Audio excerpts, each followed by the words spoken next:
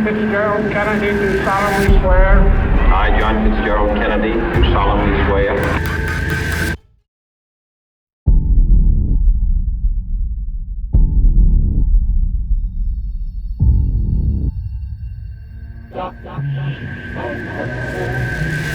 In 1961, the new president, John F. Kennedy, inherited an ill-conceived, poorly executed invasion of Cuba that failed miserably and set in motion the events that put the U.S. and the Soviet Union on a collision course that nearly started a war that would have enveloped much of the world. The shadow of war brings to life many of the threads that lead to the building crisis between the Soviet Union and the United States in 1962.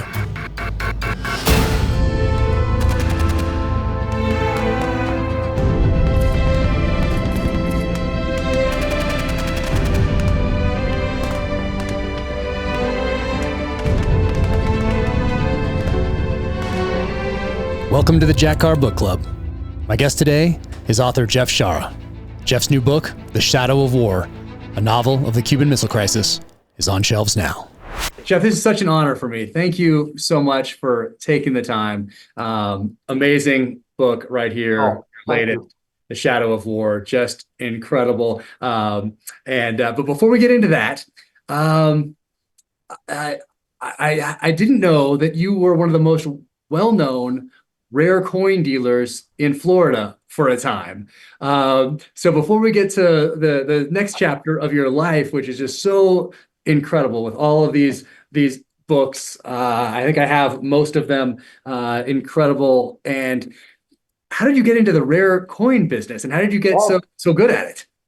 You know, as happens, a lot of kids, you know, my grandmother gave me the little blue book, you know, when I was about 8 years old, and I started sticking pennies in it. When I was 16, I started a mail order business with no clue really what I was doing, but I had a bunch of coins and I put prices on them, and I had a price list that I typed up and had a local printer, you know, print out 100 copies for me and put an ad in Coin World, you know, the hobby newspaper, said, send for my free price list. People did. And so I would mail these things out, and lo and behold, checks would come in the mail. So, you know, I had to open a bank account. I had to get a post office box. But that put me, I mean, that grew, and it put me through college to the extent that I never used my college degree for anything because I was doing well enough in the coin business. I moved to Tampa, took over management of a much larger business, and, you know, did that for 24 years. And it was extremely successful, and I enjoyed it. But there comes a time when anything like that where, okay, it's time to go away. You know, it's time to be done with it, kind of burn out a little bit. And so, you know, and all of that coincidentally happened right at the time my father died. And so the opportunity to do some writing came from Ted Turner, and it was something I've never known how to do it. It's just something I wanted to try, and that's what I told Turner. And the conversation we had was, well, don't worry about it, because if whatever you do stinks, it goes into trash and nobody will ever see it.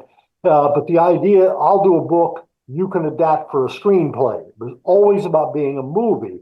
Well, I'm the businessman in the family, so I'm representing my father's estate in New York. And Random House has #1 bestseller in the Killer Angels now because of the film Gettysburg. And so I'm talking to the publisher, and I told her I'm working on the prequel. It's called Gods and Generals. And she said, oh, send us a manuscript. Okay, I sent off the manuscript. The phone call I got back was, we don't care if it's a movie. We like the book. Here's a contract. That changed my whole life. I mean, that was in September of 1995. It's almost 30 years ago now. And I mean, that started an entirely different career. And that's where I am today. That's incredible. Here it is. Here's my original Gods in General copy right here. Read this right after I read The Killer Angels. Just I mean, just incredible. I have so many questions for you. But one thing also I found extremely fascinating is that you're only the second author to have ever received the Congressional Medal of Honor Society. You've received numerous awards over your time writing, but the Congressional Medal of Honor Society one stands out. Their Bob Hope Award for Excellence in Entertainment, because a friend of mine just got it this last year. Taylor Kitsch, who plays a character in my series, the television adaptation for the Amazon Prime series, just received that award this year. Right. But you and Stephen Ambrose, the only two writers to have received Yeah, that. that was an intense experience. I mean, I was in Pueblo, Colorado, and at the time there were 74 Medal of Honor recipients living. 37 of them, half, were there. So I'm standing up in this big, banquet room with 37 Medal of Honor recipients staring at me. That was incredible. I mean, that's one of the most amazing things that's ever happened to me. And I got to know a couple of them and shook a lot of hands. And the other thing I found out is because I was working on different projects at the time, and someone said, "Oh, what a golden opportunity for you to do some research." And I quickly found out these guys, they don't want to help me at all. They don't want to talk about it. They don't want to talk about what they did because, and someone explained this to me, in almost every case, every one of those guys, he's there because some other people died. And they all know that. So you have to have respect for that. But that was an amazing experience. And,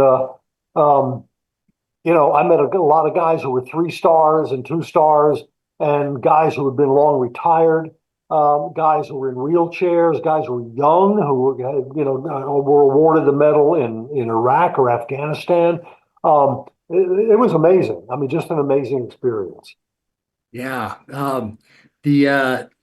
Before we get into the book, I also have to ask you about Florida and New York City, then Montana for a while. Love it in Montana.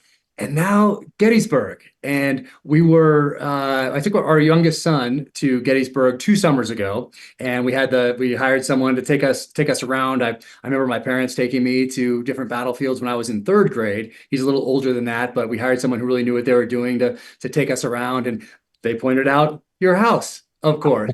And I thought, oh my gosh, this is amazing. And then at the Gettysburg, and anyone who hasn't been to Gettysburg needs to bring their family. It's such a powerful experience. Right. So I picked up your father's book there, signed by you.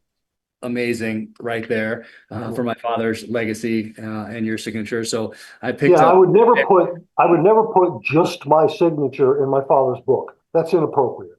I mean, if I can pay some tribute to him, great. But in fact, the new 50th anniversary edition of the book, because that's where we are right now, I wrote an introduction to it, which I was never. They would ask me to do it, and I wouldn't do it. I mean, say my father's book doesn't need me, to stick my 2 cents worth. But for the 50th anniversary, they convinced me, this would be a good thing. Kind of tell your father's story a little bit about how this book came to be. It's incredible. I mean, I think your work has also brought a lot of eyes to his work. At this point, maybe even more than the film has. And I couldn't believe that when I read it. 50 years. I saw 1974. Amazing. Yep. Just incredible. Here's my original copy right here. I read this in Iraq back in the day, but that's my original right here. And then obviously my new one that I got in Gettysburg. Along with that, also signed by you, The Old Lion, back there on the shelf. So that was the book that came out that year of yours. So it was prominently displayed there in the Gettysburg gift shop. But I mean, isn't that amazing, that full circle back to Gettysburg? Did you just fall in love with the area? What brought you to Gettysburg after New York City and Florida and Montana? And now it seems like coming of full circle. And there's even a couple connections to this book and Gettysburg. Well, geographically, it's a circle from Florida to New York to Montana, back to Pennsylvania. About 30 years ago, roughly, there was a history store here, the Greystone History Store. Greystone was a huge documentary producer. They did the Civil War Journal and all these things that were on the A&E network for years. They had a retail store here, and I used to do book signings there. And there was a woman who ran it, the manager. We got to be friends. They closed the bookstore. She ended up, her family owns a motel, a boutique motel here in town. And I started staying there because it was private. I found out the hard way staying at the big Gettysburg Hotel, which was perfectly fine, but I would get accosted in the lobby. I mean, that surprised me. I mean, I didn't expect anything like that. So I started staying at the James Geddes Hotel because it was private, it was quiet. And so twice a year, I would come up here, July and November, and I would stay there. And the joke with us became, "Hi, honey, I'm home." And then about 12 years ago, it was time, that it was appropriate for us to maybe go to the next step. And we've been married for 10 years. That brought me to Gettysburg. The reason why she didn't come with me, to wherever, she had a teenage daughter, and the kid was, getting in high school, and that's a terrible thing to do to a child, to uproot her and away from her friends and all that, and take her into a completely different town. So no, I was perfectly happy to come to Gettysburg, and then we've sort of evolved here into part of the, she was always a part of the community, but now I'm a part of the community, and, people recognize me, which is very nice. And as you say, people drive by my house, and it's part of the tour now because it's a Victorian home basically on, adjacent to the battlefield, which we restored. So no, I mean, I'm very much part of this community, and it's a nice community to be part of, I'll tell you. I bet. Yeah, I got that sense when we did our tour there. I was kind of hoping I would run into you as we made our rounds. And there's also another connection. I mean, there's multiple connections to this, which I obviously didn't realize at the outset. But there's the Eisenhower house there in Gettysburg, and some of this starts with Eisenhower. Yeah, I mean, it refers to Eisenhower. I mean, well, the one thing that people probably don't know, and people who are fans of Eisenhower really don't want to hear, is that the whole, there's the Bay of Pigs mess in 1961, that Kennedy wanders right into this horrible situation, right, not 2 months after he's taken office. He inherited that from Eisenhower. It was Eisenhower's people put that whole deal together, CIA, and Eisenhower was convinced it was a good thing. His term ends, he hands it to Kennedy. Kennedy doesn't have any idea if this is a good thing. He's never been president before. And so he takes the advice of the experts, and he soon learns that don't take the advice of the experts. You have to learn on your own and make your own decisions.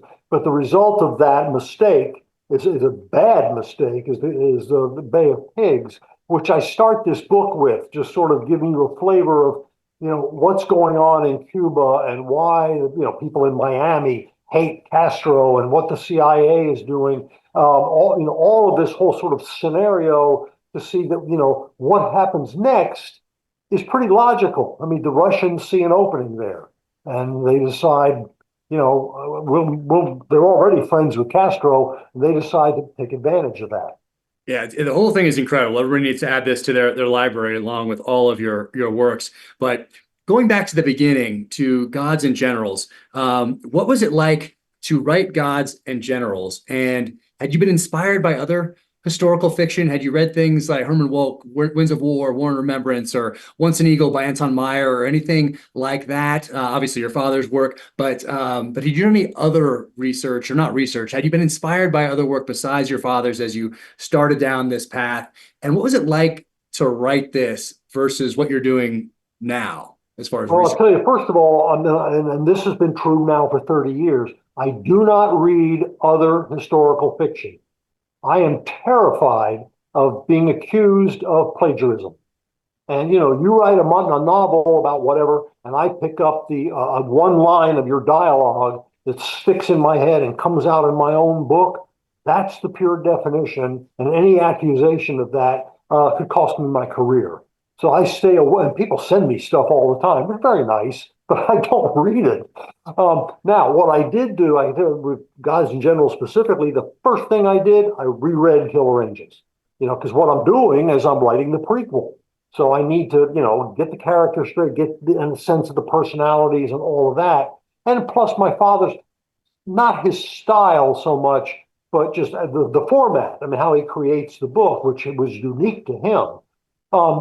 But then I began doing an enormous amount of reading, and that has stayed with me all the way through my whole career. As I read 30 to 40 books for every book that I write. I also took a tour of all the battlefields, walk in the footsteps. It's not about being mystical or seeing ghosts, but if I've often said this, if I'm going to describe a hill to you that the kid with the musket in his hands is going up into the guns of the enemy, it's really better if I've walked that hill rather than just seeing a picture of it in a magazine or a book. So I mean that's a lesson I learned from my father. Walk in the footsteps. Get us, and again, maybe it is mystical. Maybe there's something about you sort of absorb something, but it makes a big difference, and it certainly has for me. But then I remember sitting down. It was time to write. I do all the research first, I research it, then I write. I remember sitting down, staring at a blank computer screen, and it was time for page one. Chapter one, page one, which is, as most writers will say, is the hardest thing to do. And I remember laughing. I said, "What in the world are you doing?" But here we go. And the first sentence that I wrote, which was cut, was there were rocks, large, the kind you climb with both hands. And that was back in Mexico. Well, it's in the Mexican War book. I lumped it all together into one massive thing because I didn't know any better. But I was talking to some people who knew my father, said, "You just described your father's entire career. There were rocks, large, the kind you climb with both hands. That describes my father."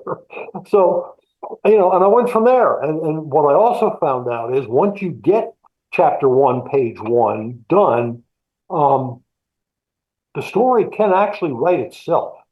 I mean, I very much I felt like I'm just the conduit. It's coming through me. These people are all real. They exist. They did what they did. I'm just telling you their story. And it very quickly, when people started calling me a novelist, no, I'm a storyteller.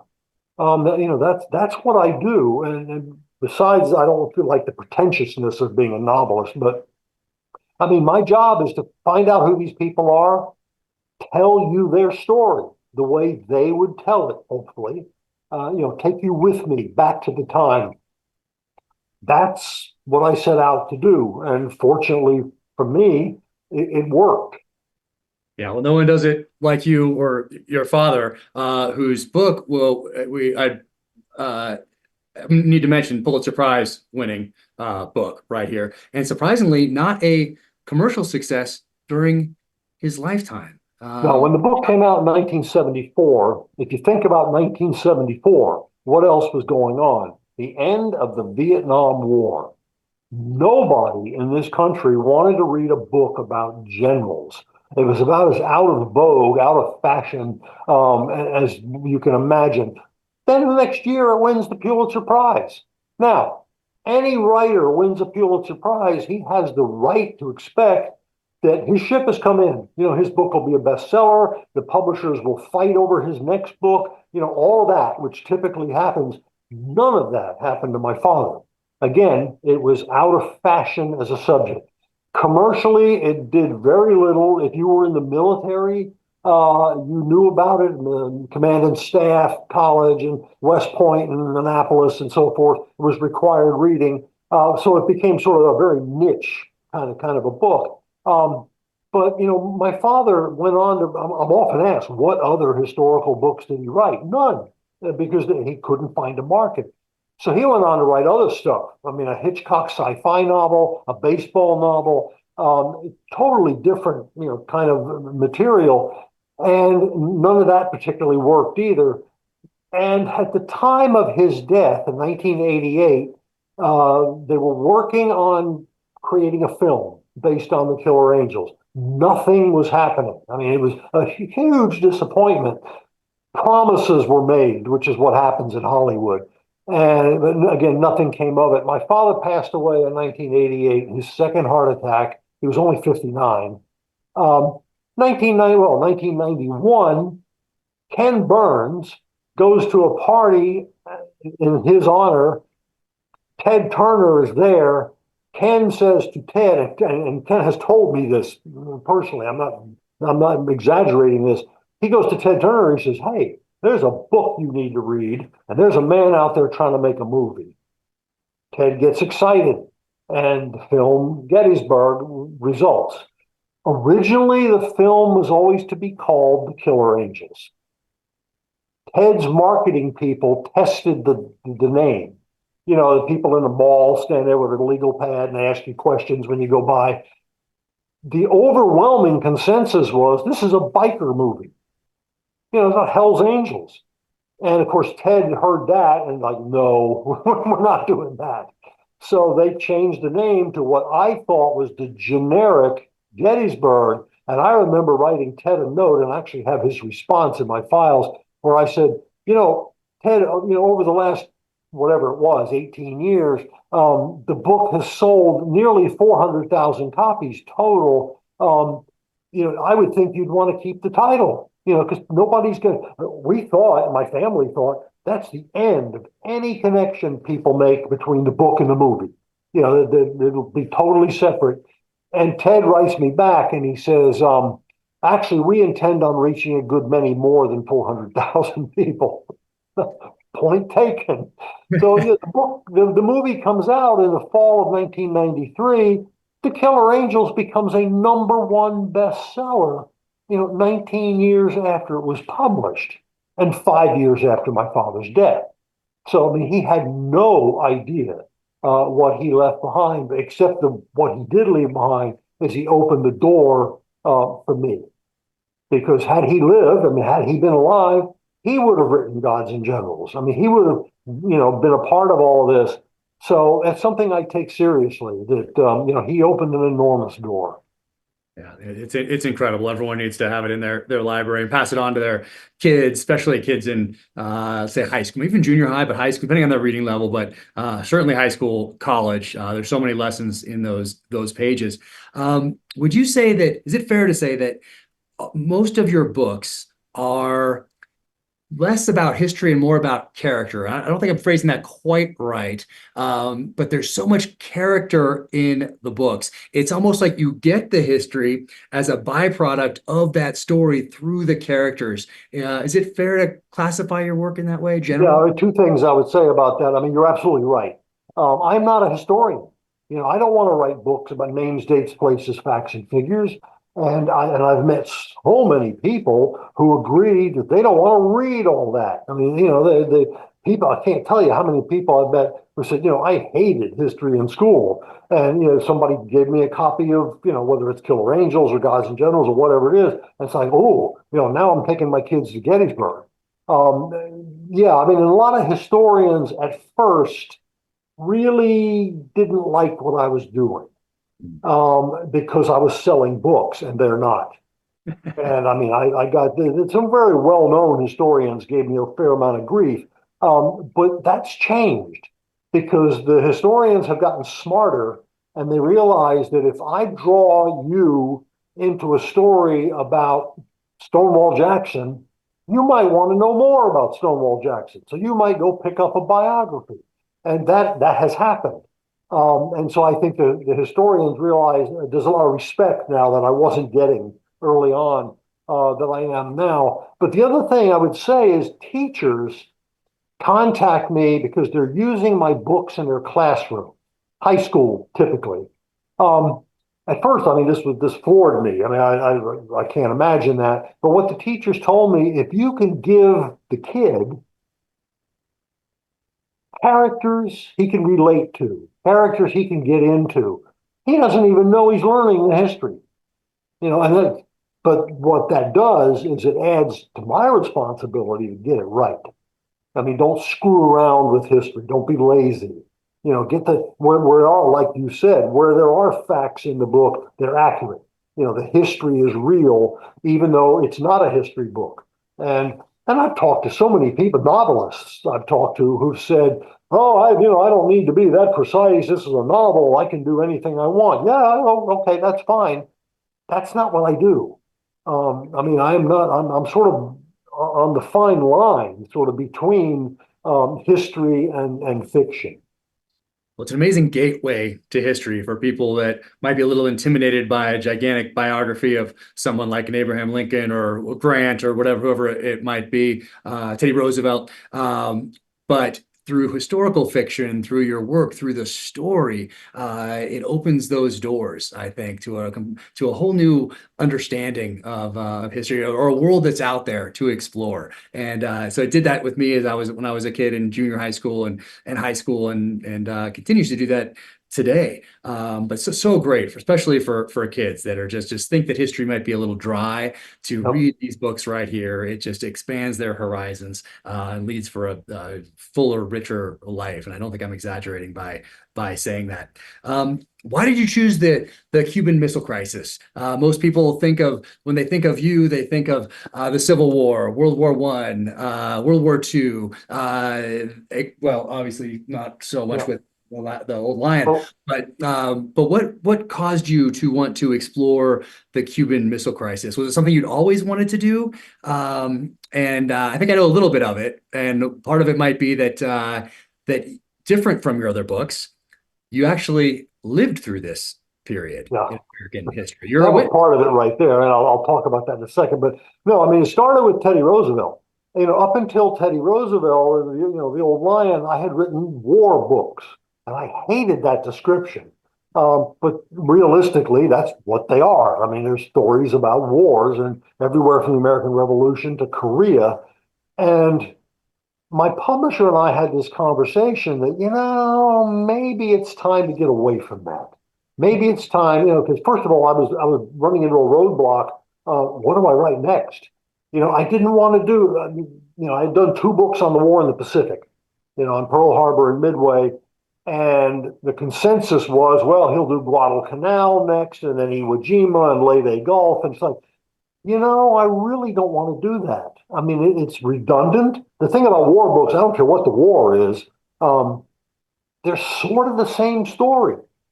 And you have to write who's going to get killed and who's not, and what mistakes the generals make, and the brilliant things they do, and I mean, it happens in every war. And I just thought I need a break. I need to do something different. So Teddy Roosevelt came to light. We talked about, my editor and I, we examined every big name American historical figure we could find. I mean, Thomas Edison, Henry Ford, the Wright brothers, on and on and on and on and on. But Teddy Roosevelt was the one president that made the most sense because he's fun. That's what's in it for me. I mean, it's got to be fun. It's got to be, the research has to be fun. It was great. I mean, he was a blast to write. That's, after that, we started looking, okay, who's next? And it was like, there's this idea I've pushed back for about 5 years. And as you said, I was there. My memories are of that story. The question is it a story? I mean, nothing happens. The world doesn't end. So, how do you make that into a story? So I thought it was something I would tackle. And part of this story, because you've got the Russian point of view, you got, the American point of view with, JFK and Bobby Kennedy, you've got Khrushchev, and General Plyev in Cuba, who's the Russian commander of all the missiles in Cuba. And then you've got this family, in Tallahassee, Florida. Joe Russo is a professor in Florida State, and the kids, come home. The wife is a social worker, and things happen. Like the daughter, who's fairly young, they get off the school bus, and the daughter, the things happen at school. People are always mouthy in school, and she gets off the school bus and she says, Daddy, what's an A-bomb? And suddenly, I mean, there it is. It's coming home. And the whole idea of the duck and cover, which I did. I went through where I love it, where the teacher closes the blinds in the classroom, which will protect you from a nuclear blast. And then there's the idiot neighbor, the guy building the fallout shelter. I mean, I had that growing up. And I love that. A lot of younger people don't know what a fallout shelter is. It's basically a concrete block box that's maybe 10 feet by 20 feet, and they bury it in the ground. And when there's a nuclear war, you take the family and you go down there. And you've stocked it with food and so forth, and the neighbor stocks it with a rifle because he wants to keep away people. Of that time, and I can never remember anyone saying about this, no one ever brought up, how do you go to the bathroom? I mean, how long are you going to have to stay down there? A year?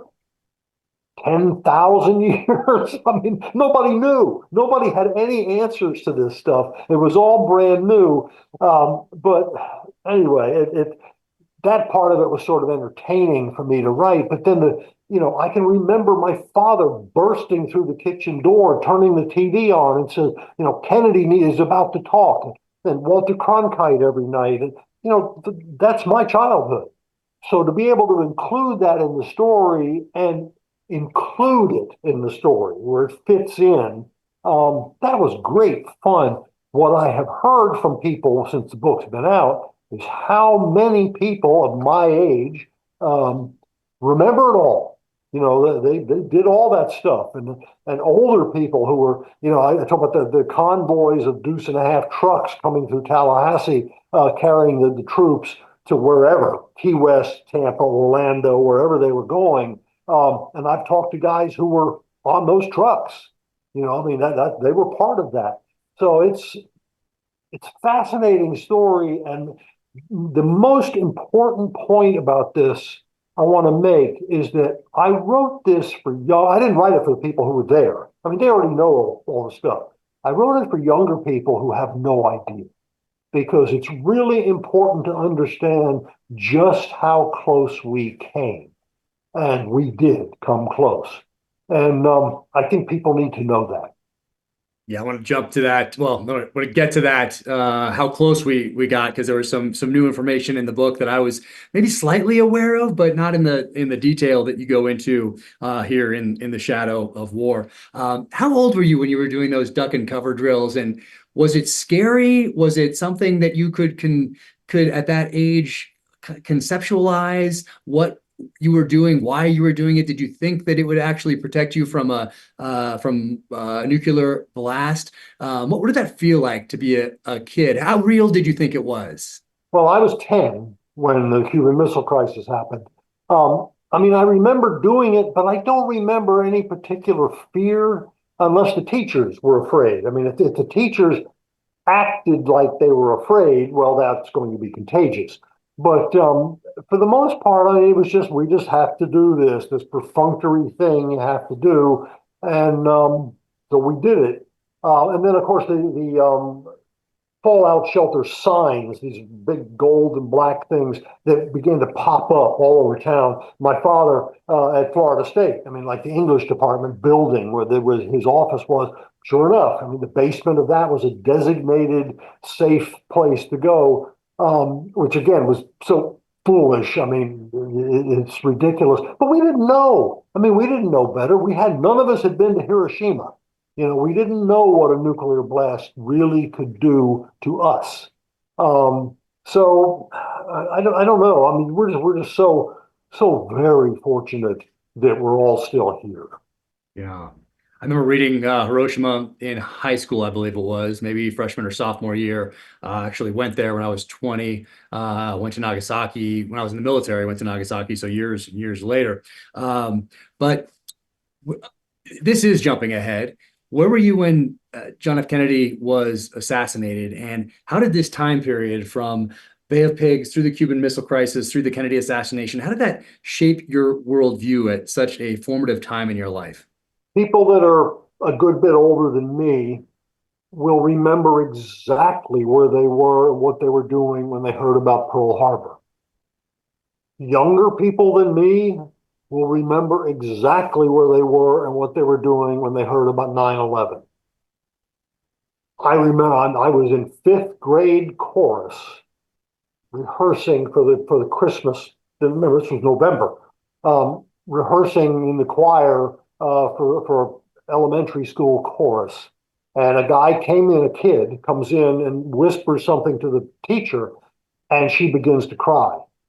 And, we didn't know anything. And finally, and then somebody came in like 5 minutes later, because the first thing is Kennedy's been shot. The second thing is Kennedy's dead. And she was just bawling. And one of the most horrifying things, I went out into the corridor, and they were letting school out, everybody go home. And I used to ride my bike to school at that particular time. But so I'm walking through the corridor, and I'm seeing kids my age, the rednecks, laughing. And of course, that's coming from their parents. And that sickened me. So I rode my bike home, and of course, we went through the horror of sitting there watching it on TV and all of that. And I remember my mother and I remember my father showing me a picture of people in Moscow crying in the street. And he said to me, I'll never forget this, he said, "Russians cry, Americans laugh." That was a real commentary on how we think we're fragmented today. Well, we were fragmented then, because that was a good example of it. My mother and I sat there and watched the funeral. I remember I was lying on the couch in the living room, and it was tough stuff. So it's I remember tidbit details of that will never go away. Yeah. Now, before I get into some specifics in the shadow of war right here, can you take us through maybe the 10,000-foot view, just to frame some of the more specific questions? Bay of Pigs, Kennedy inheriting that from Eisenhower, and up through the Cuban Missile Crisis. Just for those who aren't familiar with it, who may have just heard it, people who are a little bit younger, people you wrote this book for, just a quick overview of that time period. After get Bay of Pigs, and then Kennedy begins to sort of get his feet wet as president. And what's happening in Russia is, and there's a scene, and this is from Khrushchev's memoir, which I have, this big, thick book. He's walking on the shore of the Black Sea with his wife. And he says to her, right out there, right across the water, "There are missiles aimed at me. American missiles are in Turkey." And he says, how am I supposed to feel about that? Well, the momentum begins to grow in Moscow to put missiles in Cuba, which for the Russians is fair. You got missiles in Turkey, we put missiles in Cuba. And of course, Castro is thrilled with this idea because it makes him a power, in Latin America. It makes him the strong man. But the idea, of course, Khrushchev understands we have to do this discreetly. It's got to be a secret. We can't tell the Americans what we're doing. What we have to do is announce it to them after we're done. So it's a fait accompli. We're there already, and hello, this is what we've done. Well, the problem is a couple things happen. Castro can't keep his mouth shut. And the CIA is in Miami, and they're listening to broadcasts of Cuban newspapers and things like this. And here's Castro saying, "Oh, we're going to be mighty, and we're going to do this." And the CIA is writing all that down. Well, Khrushchev goes berserk because he can't stand Castro. There's a photo op between the two of them where they're smiling for the camera, and Khrushchev talks about, I don't want anything to do with this guy because he can't keep his mouth shut.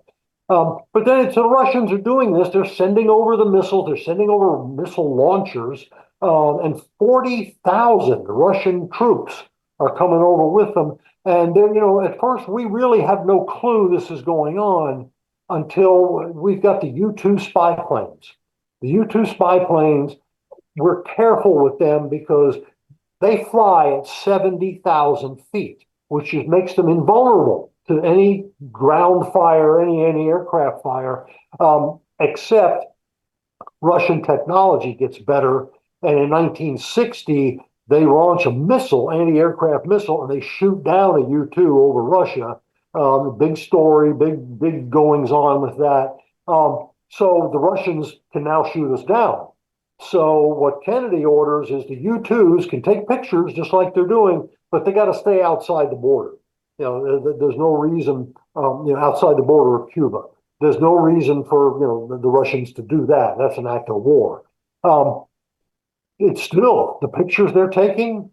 I love this. The CIA is briefing Kennedy and the different people of his group, and they're all looking at these pictures. And Bobby Kennedy says, "It looks like a football field. It looks like a bunch of big cigars." And of course, the CIA is telling him, "No, sir. Those are missile launchers. Those big cigars are in fact ICBMs. They're missiles." And of course, then things heat up very quickly because then the word gets back to Khrushchev from Kennedy, "Hey, we know what you're doing. You need to pull them out now. And we're going to stop you from bringing any more. We're going to set up what we would call today a blockade." They don't use the term. It's too military. They're going to set up a quarantine line around Cuba where the American Navy is going to send all these destroyers and cruisers and in a nice, neat cordon to keep the Russians out. Part of the story, and I have to touch on two things here. They're the first freighter coming in toward Cuba. The order comes down from Washington: stop them and search them. Well, to the young people, there's a young lieutenant on these destroyers, and they're like, "Really?" And so they heave to, and they get the freighter to stop, and they board the freighter. At that point, anything could have happened. Anything. And that, and I won't give the whole thing away, but I mean that story, what these young sailors, what they have to do, is incredibly nerve-wracking. The other story is the Russians, of course, send a bunch of submarines to sort of keep an eye on this quarantine line and make sure that the Americans don't start sinking Russian ships. Well, on the submarines are armed. Some of them are armed with nuclear torpedoes. And there's one captain who comes up to the surface to recharge his batteries in his submarine, and he's on the radio trying to reach back, or to get instructions. Nobody's there. He can't get anybody to answer the radio. He makes the assumption the war has started. The reason there's nobody answering the radio, they're gone. They've been blown away. So he thinks, okay, we've got to fight for Mother Russia, and he's got these nuclear torpedoes.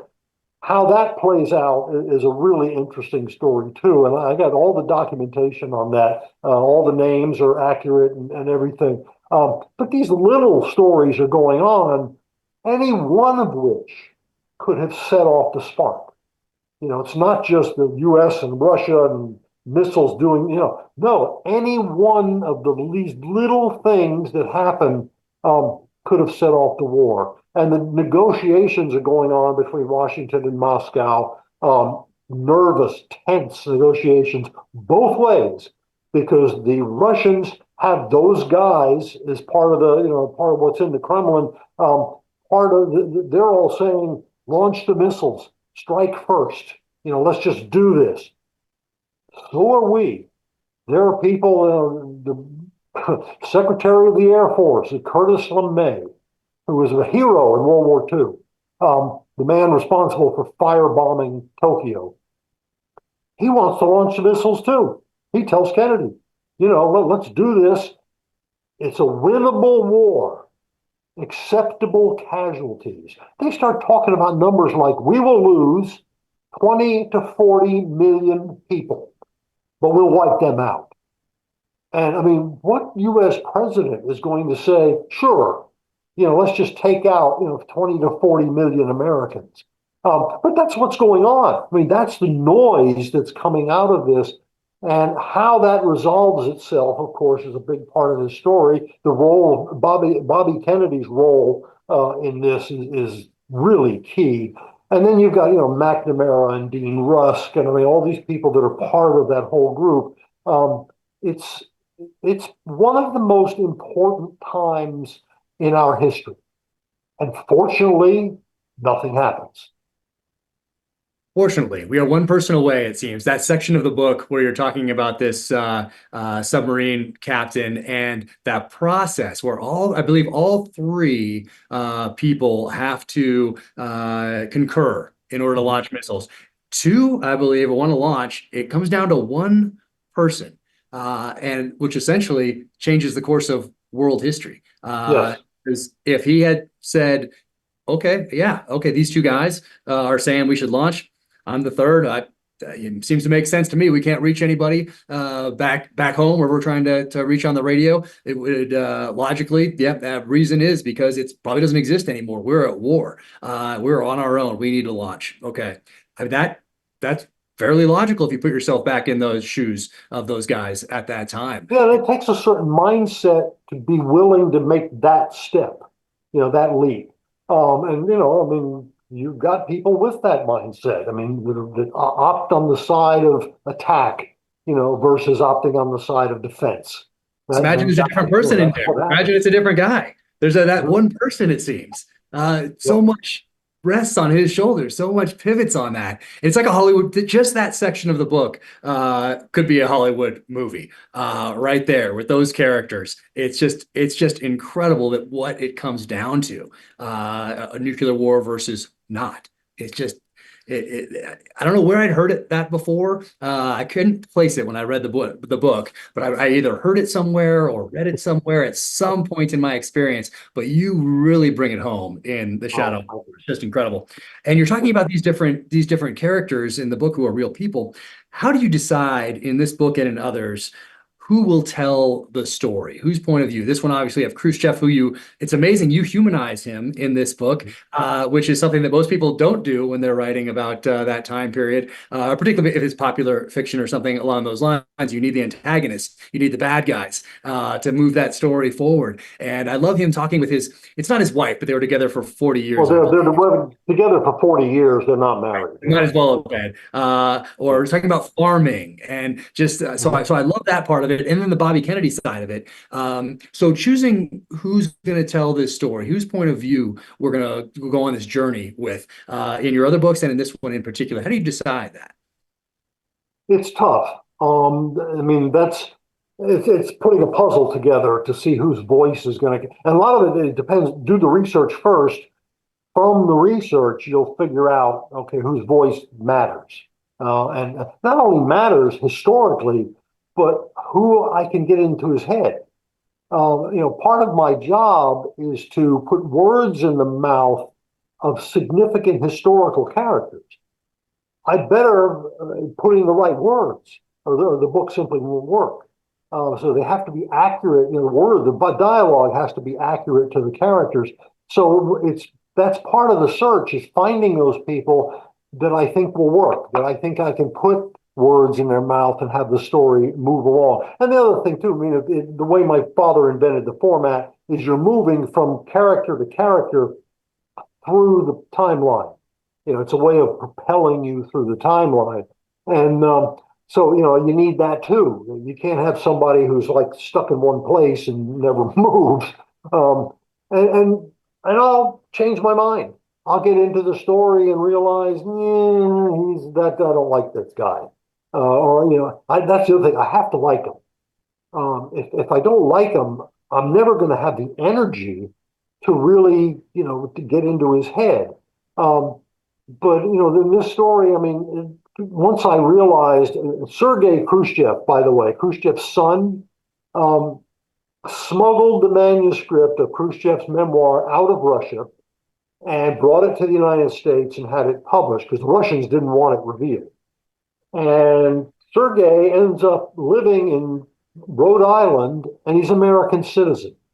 Well, he's passed away a couple of years ago, but I mean, he did us a glorious service by bringing that manuscript to light, because it's wonderful insight into how all of that whole scenario over there. Otherwise, it's as you say, Khrushchev's just a bad guy. Just like every one of any story you look at where we're the good guy and Khrushchev's the bad guy, and it's so one-dimensional. and I want to make it three-dimensional. I mean, I want to make it where both sides, and I've done this. I've done it with my World War II books in Germany, where you've got Albert Speer, with Hitler. He's one of the voices, and von Rundstedt. I mean, you got all these different World War One, the Red Baron, Manfred von Richthofen. He's a huge voice in this story, and that's so important. You need to tell both sides, and again, that started with my father, North and South. Battle of Gettysburg. It's not the guys in blue against the bad guys. It's there are sympathetic characters on both sides. Do people ever get mad at you for that? So even in I write fiction, obviously thrillers, but I still try to put myself essentially in my enemy's shoes. I did that on the battlefield in Iraq and Afghanistan because you had to anticipate your enemy's next move. They're doing the same thing to you. They're adapting to you. They're trying to do it faster than you're adapting to them. You're looking for gaps in their defenses. You're trying to capitalize on momentum. But in order to anticipate a move, you need to look at things through the enemy's eyes from their perspective and ask yourself, what would I do if I was this person or this enemy with this background, with this experience? And then that allows you as a leader to maneuver or whatever you're going to do. And I try to do that in my thrillers too, but sometimes people get very upset with me for doing that, for showing, because I'm trying to create these characters, get in their heads, show let's say a Russian KGB director, something like that, or not KGB anymore, but a Russian intelligence officer or something like that, and somewhere in the chain of command. And he has an experience, he has a background, maybe a family, maybe not, but he has an experience that brought him to this point in his life.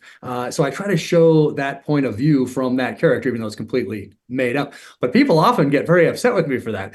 Do people ever get upset with you for showing? It's funny. I didn't get grief for the World War II books because I've got Japanese characters, I've got German characters. I didn't get grief from the American Revolution, where I had British characters.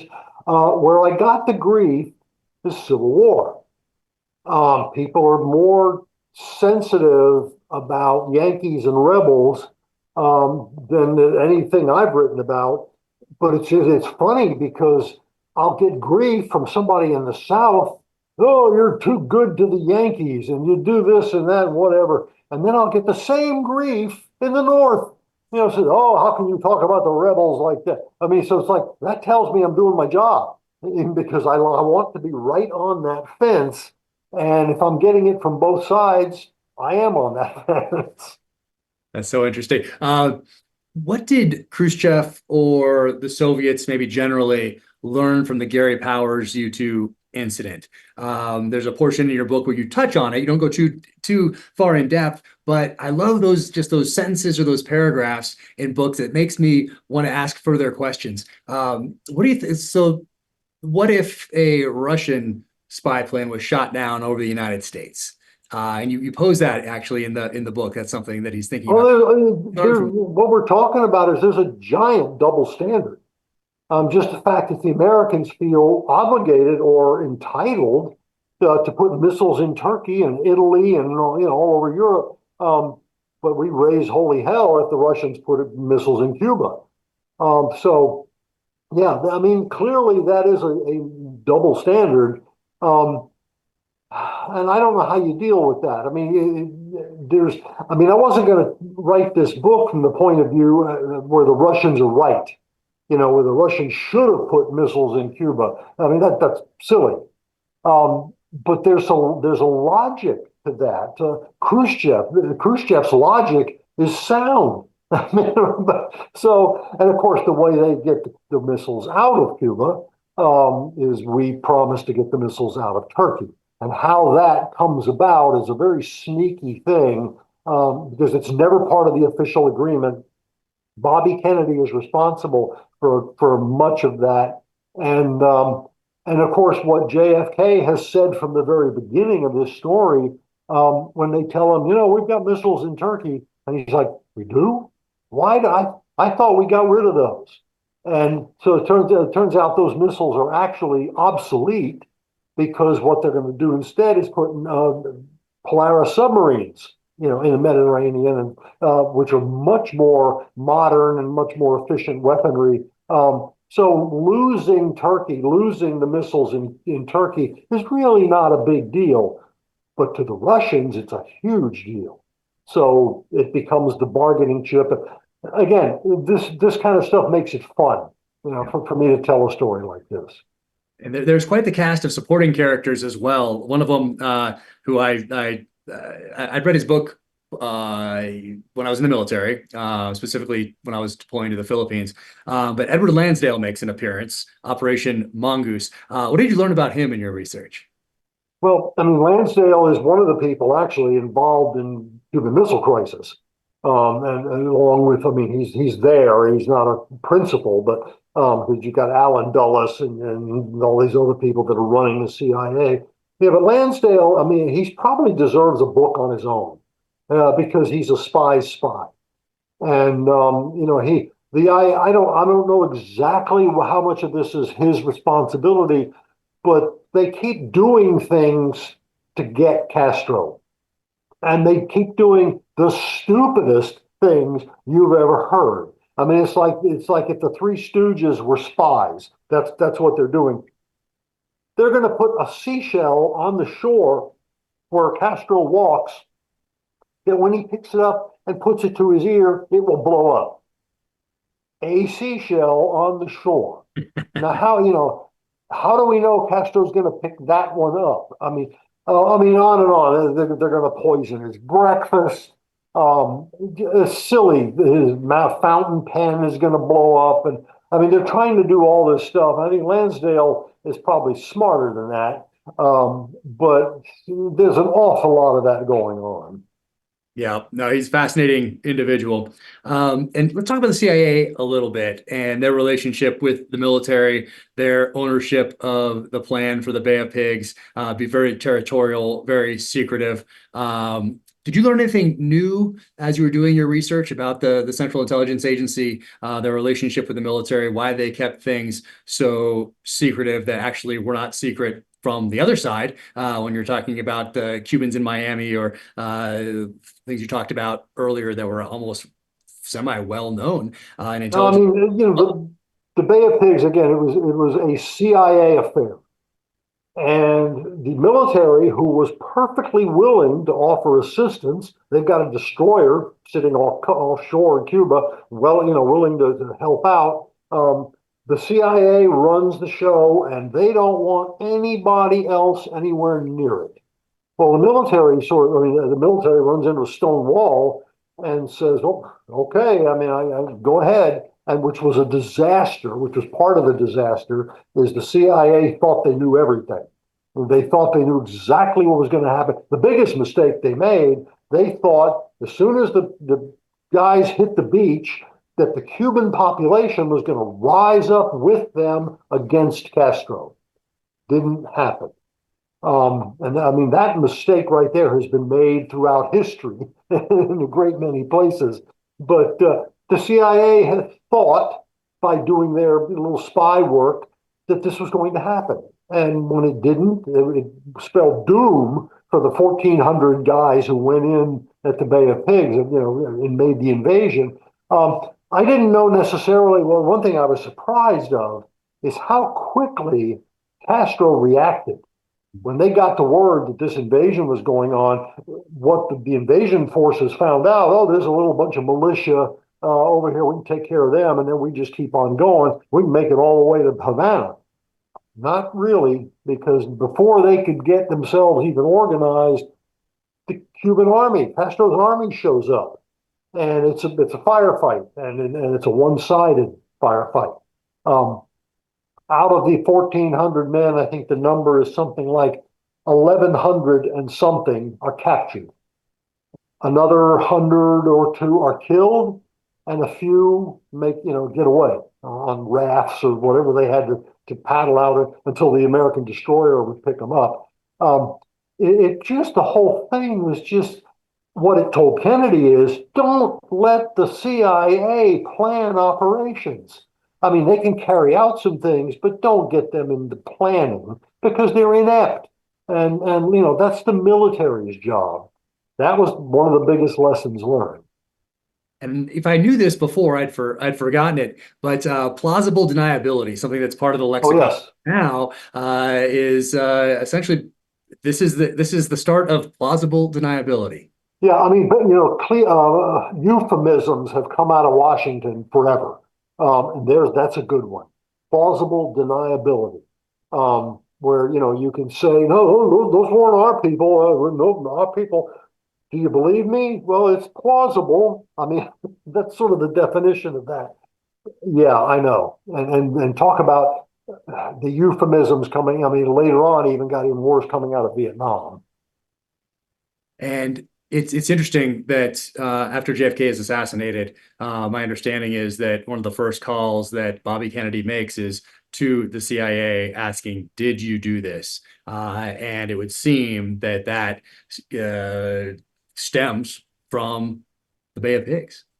Yeah, oh, absolutely. I mean, they knew. I mean, they knew in Washington. I mean, Castro and the Kennedys absolutely hated each other. And the Kennedys hadn't really done anything to Castro, and Castro hadn't really done anything to the Kennedys. But the whole idea, doing the setting up Castro with bombs and booby traps and all this kind of stuff, came from the fact that Kennedy wanted this guy gone. And the irony, of course, is that Castro lived how long? Yeah. So, yeah, it didn't work. In the aftermath of the Bay of Pigs, what steps did John F. Kennedy and his brother take to curtail some of the CIA power and influence? Well, the first thing, I mean, Kennedy actually makes the point, and this was a quote that I put in the book. I'd like to go over to that office and tear the place apart. Alan Dulles, who's the head of the CIA, is quickly removed. There are a couple other, the name slips me, but there are a couple other people that they're gone. I mean, they're out or they're demoted to office staff or something. I mean, and Kennedy, I mean, he's angry. He's really pissed about this. And the other thing that he does, to his credit, he goes on the air. He apologizes. He tells the American people, "This was my mistake." He didn't have to do that. But he owns up to it, which was a big, huge character thing for him, to demonstrate to the American people. But I mean, after that, I mean, he just simply doesn't rely on the CIA anymore to be in charge of anything. Yeah. The one place they use them, they have analysts that when the U-2 film comes in from the spy planes, these analysts, can and talk about a lot of film. I mean, thousands and thousands of pounds of film, and this is nothing's digital. This is Right. real film, and that's what they're good at. They analyze the film. And this might be the wrong word, but did you get the sense in your research that CIA senior level leadership or maybe mid-level bureaucracy was afraid that Kennedy or the administration would take further steps to decrease whatever power they had at the time? Oh, sure. And the thing is that's a healthy thing for them to be concerned that if they screw up again, that they're going to, everybody's going to lose their job. And so I mean, I think that definitely was the case. Is they suddenly were very nervous, and everybody, hopefully, the idea is everybody does their job a little better. Yeah. Now, something I also didn't know, I guess I never really thought about it, is John F. Kennedy's, I get almost a lack of ego in his first meeting with Khrushchev, and how he goes in there. He's younger, but they do come to power also. I'd never thought of it before until I read The Shadow of War, that they come to power around the same time-ish in the grand scheme of things. Late 50s for one, early 60s for the other, but they're on this similar track to collide at this moment in history. And that first meeting, because I believe that what Khrushchev knew of Kennedy was this Bay of Pigs disaster.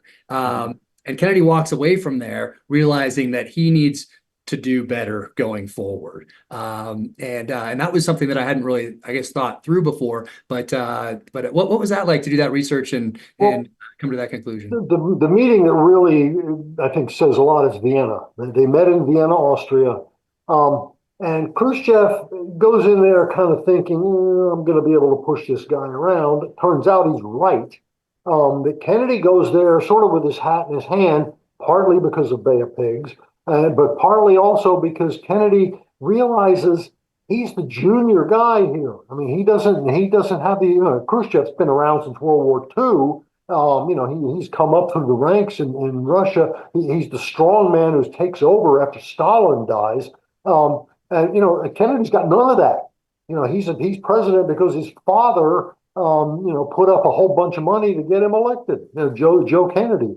So there's definitely an inferiority complex there. And one of the things I think where his own people don't serve him well is Kennedy goes there and attempts to sort of lecture Khrushchev on the way things ought to be in this world, and we ought to, this kind of policy and that kind of policy and all this stuff. And Khrushchev's sort of looking at him like, and later he goes, back up to the hotel room and a bunch of people are gathered around him, and he says, yeah, he tried to lecture me, he tried to teach me how the world should run, and where Khrushchev is a little more belligerent, not bad.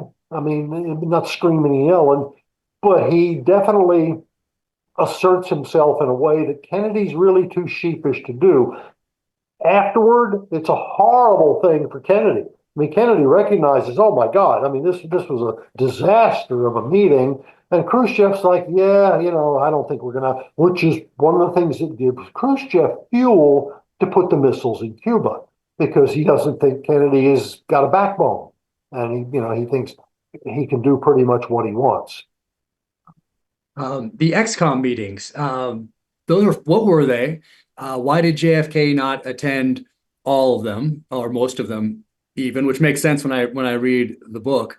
And who were those players in there? I like how you describe Dean Rusk, because he's been kind of relegated to this character in history that's I wouldn't say not a footnote, but certainly you breathe new life into him as a not just a character, but a person and a player in these meetings. So what were those XCOM meetings and who was involved? Dean Rusk there as oh yeah, they're all kinds. A lot of Kennedy's advisors, McGeorge Bundy. You have Rusk, you got McNamara, you've got General Maxwell Taylor, who's the chairman of the Joint Chiefs. And I mean, you've got altogether, there's about 15 guys. And they have these meetings, and it starts out once a day, then it goes twice a day. And Kennedy purposely does not want to attend because he doesn't want them all deferring to the president of the United States. He stays away. You guys won't, talk about, come up with ideas, theories, plans, whatever, and then present them to me. But he doesn't want to intimidate anybody by sitting there as the president. And it's that whole system of how that works is perfect. I mean, it absolutely.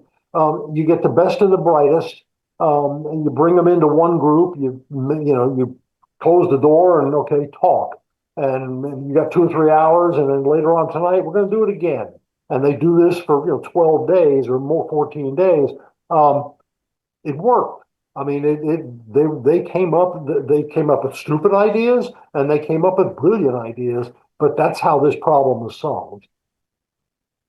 And there's another fascinating part in the book about the Soviets identifying Bobby Kennedy as essentially a conduit, backdoor to the president. How did that work? And how important is Bobby Kennedy to this? Obviously, you tell there's a point of view in the book, but to this chapter in American history. Yeah, I mean, this is something that the public would never know. Kennedy is sitting up in his office. He's the attorney general, and he's sitting up in his office. He's also part of the XCOM. And one of his people comes in and says, there's a Russian guy out here who wants to see you. And he said, okay, I'll see him. I said, no, he doesn't want to come here. He wants to go out and meet him on the street, and where nobody's likely to overhear. Okay. So he goes there, he meets this guy who's this kind of short, round, personable guy. I love him, man, with the big smile. And he's a spy, and he's very open about it. He's a Russian spy, and he says, he would like a backroom conduit to Kennedy, to JFK. And in return, he'll be a backroom conduit to Moscow. So Kennedy's like, sure. I mean, it can't hurt. Well, why not? As things go on, this guy, I think events escalate to the point where they quickly get above this guy's role. You start dealing with, the Russian ambassador, and like the more high level people. And by the end, I mean, this guy's sort of out. It's sort of a sad scene where he comes to see Bobby, and he says, "I've been recalled. I don't have a role anymore." And apparently, a newspaper columnist, whether it was Washington Post or the New York Times, outed the guy. They told this whole story about him. So his usefulness is over. So Moscow, plucks him back out. No, can't do that anymore. But I mean, that's a little story it's a minor part of this, but it's an interesting part of it. And again, it makes it fun. Speaking of fun, where did you find out about the stuffed tiger in Bobby Kennedy's office? And was that really? I've been asked about that several times, and I forget the source. It was one of the memoirs. That's not something I would make up. Yeah, no, it's too obscure to make up, but it's fascinating and a gift from Hemingway. Yeah, exactly. The idea that just like Teddy Roosevelt, I mean, Ernest Hemingway is a man's man, and all of that.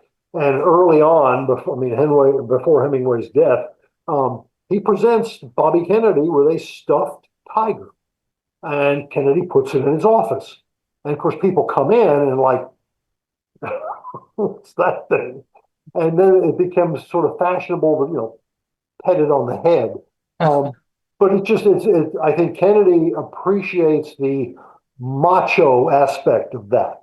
Having something like that in his office, it's a real talking point. Right. Now, we talked about the cast of characters essentially on both sides of this divide.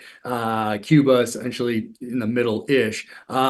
But how much of the Cuban Missile Crisis was people not understanding one another? Well, that's how it starts.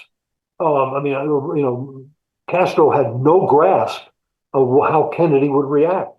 He thought Kennedy would just sort of meekly accept the missiles, and Kennedy surprised him.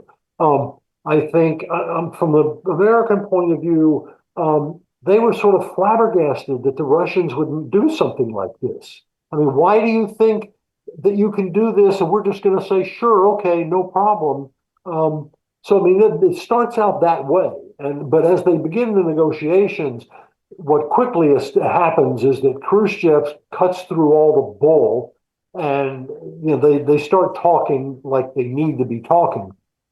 And then at one point they're not. At one point Khrushchev sounds like he's going off the deep end and gets very aggressive. And in the XCOM they're looking at this saying, this sounds like it's written by somebody who's got a machine gun pointed at him. And they're wondering, is Khrushchev being overthrown? By the hardcore people, which is terrifying as an idea. So that they're working through it. There is no telephone. There is no quick. There's no. You can't just pick up. You can't text. Right.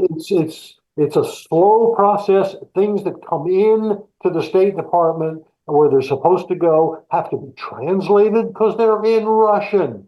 And there are translators in the State Department, but that takes time. And of course, the other thing Kennedy is nervous about is this translation accurate? Because one word, can change the whole meaning of what's happening. So, I mean, all this is part of the whole process. So it's just not easy, which is why everybody's exhausted by the end of it. That's one thing that'll change after the Cuban Missile Crisis is there will be a hotline installed in. Yes, that's where the hotline comes from. Yep. Yeah, it's fascinating. It seems like a lot of events in world history can come down to people not understanding one another, which is why I asked that. That's something that I gleaned from reading the book, but also how fragile the world is, civilization is, peace is. You get that sense through reading The Shadow of War, because it does come down to one person on a submarine. And if that person had launched a nuclear torpedo, well, then those people who are advising Kennedy to launch, there's really no saying no That's at right. that point, it Right. seems. Well, the other, I'll say too, General Plyev, who's the Russian commander in Cuba. I mean, he's in charge of what's going on in Cuba. Part of the, I mentioned 40,000 Russian troops are there, infantry, to protect the shoreline in Cuba in case the Americans decide to invade. One of the things they've got is they have artillery that fires a short-range atomic and low-yield atomic bomb. Well, it's low yield, compared to other stuff. It's not low yield as far as how many troops it's going to take out. There's another one. What if all it takes is one guy who decides, oh, look, there's an American destroyer out there. Let's see if I can hit it.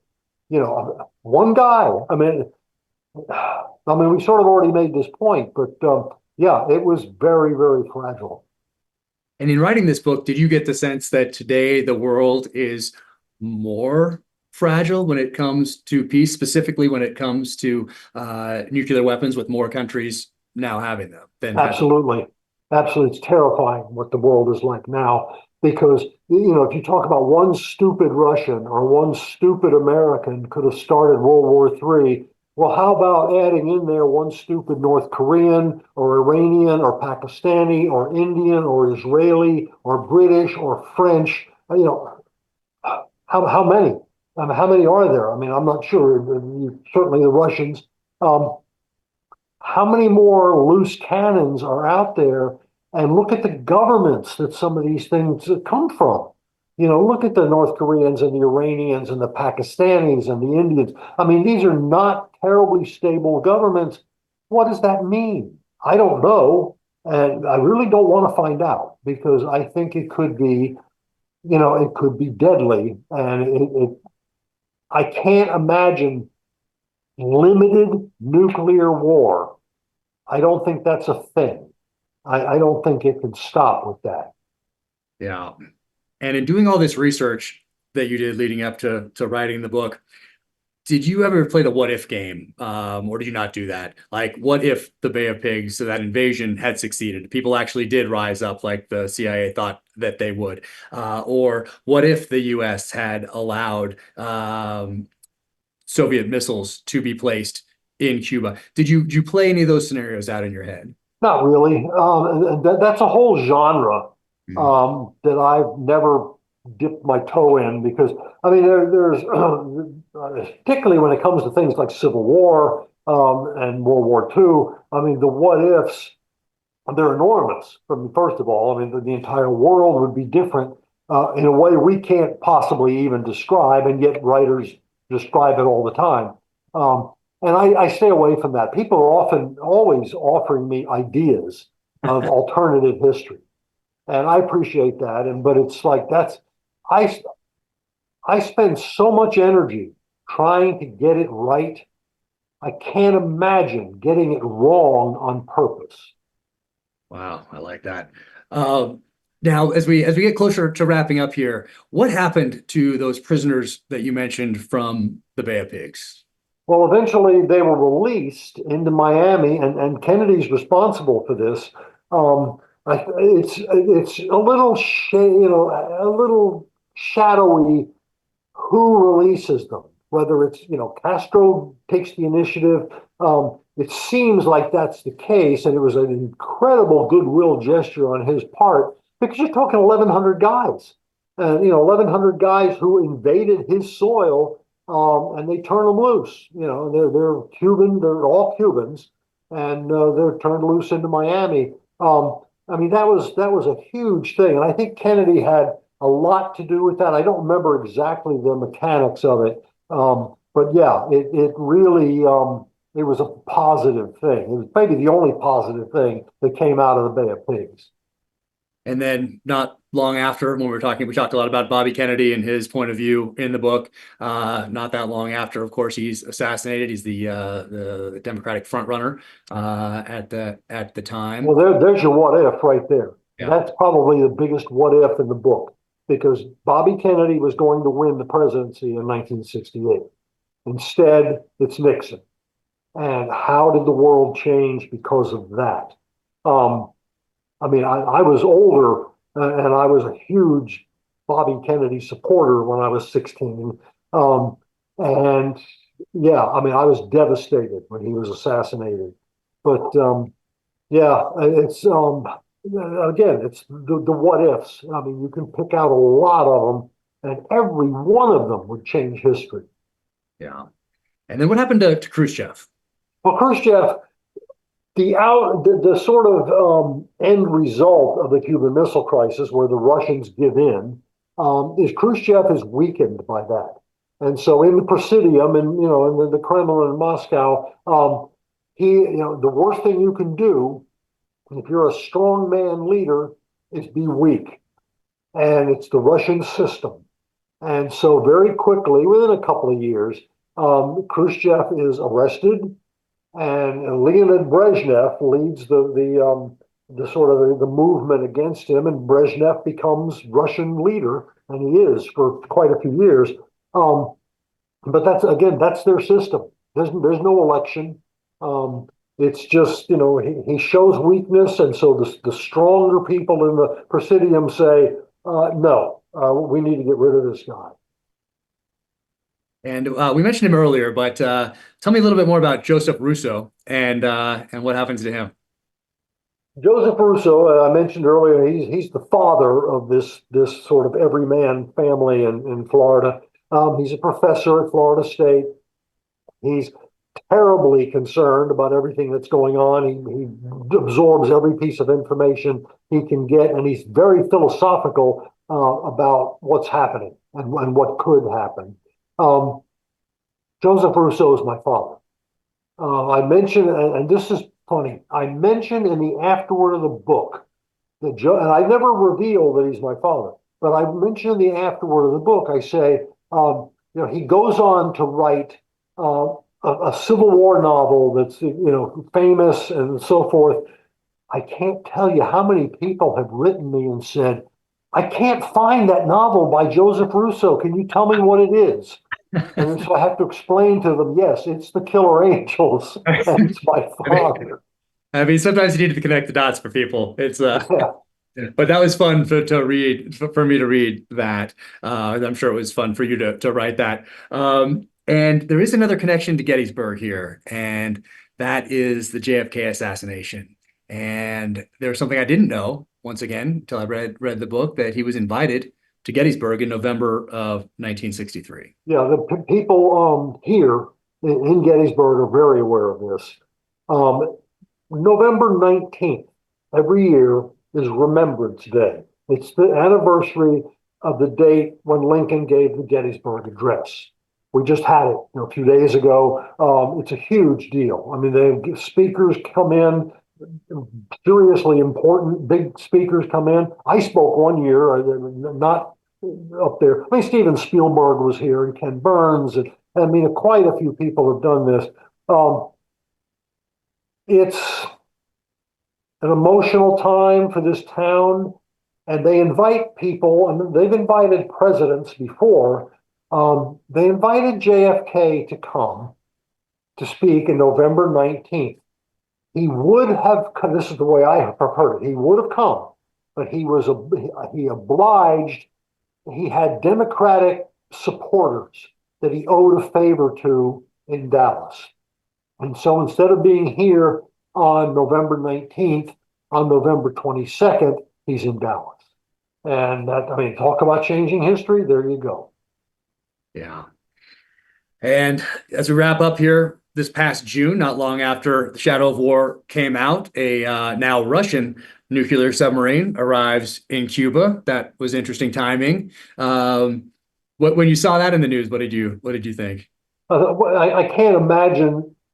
I can't imagine anyone's that stupid as to be that provoking. But then we see stupid every day in the news. So we just have to hold our breath and hope nothing comes out of it. And I understand you're writing your next project, I heard, is a Abraham Lincoln book. Yeah, I'm writing a novel on Lincoln.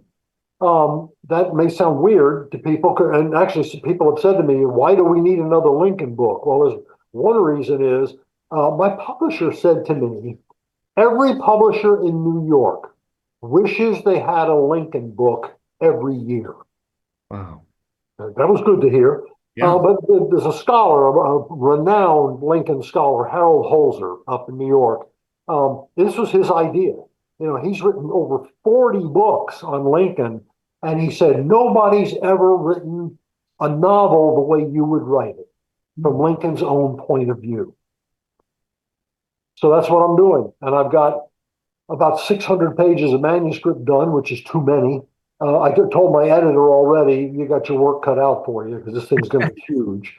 But I'm, I'll be working on it for probably another 2 or 3 months, and we'll see how it goes. Yeah, and obviously there's other things you could have written about. What keeps drawing you back to the Civil War? I mean, you're getting away from war. I mean, Lincoln it's going to be different, but obviously a huge part of that. Yeah, I did the trilogy, my father's the centerpiece of the trilogy in the East. Then I did a 4-book series of the war in the West, and I could go back and nitpick, the Battle of Franklin, the Battle of Pea Ridge. I could do that and go, but that doesn't seem appealing to me. It's appealing to a bunch of Civil War people because I hear from them all the time, and I appreciate that. But I just don't think that's something I want to do. Yeah. Well, I'm really looking forward to that, as I do with all of your books. I am a huge admirer. This was such an honor for me to be able to sit down and talk to you for an hour and a half here. The Shadow of War, the latest. I think everyone should get this for themselves, for their own library, and then also gift it to as many people as possible, particularly people in junior high, high school, college, at those formative stages as they move into becoming the decision makers of the future. So the Shadow. I will say also, if anybody wants an autographed copy, you can buy it from my website. It's jeffshaara.com. I sign everything, and so you can definitely get it from me from my website.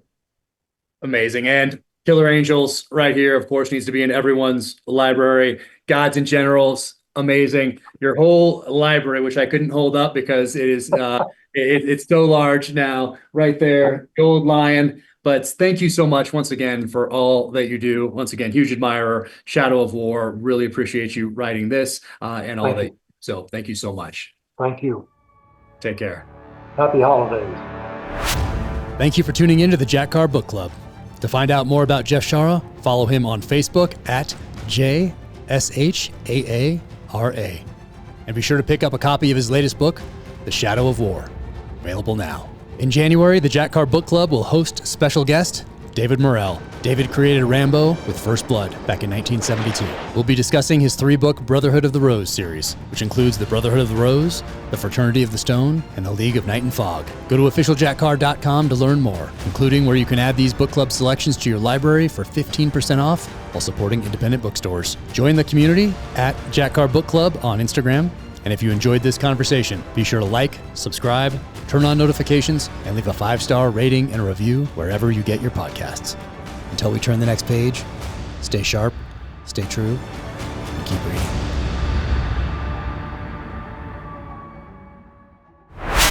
If you enjoyed this episode, click here to watch another episode, or click here to watch a clip from the podcast.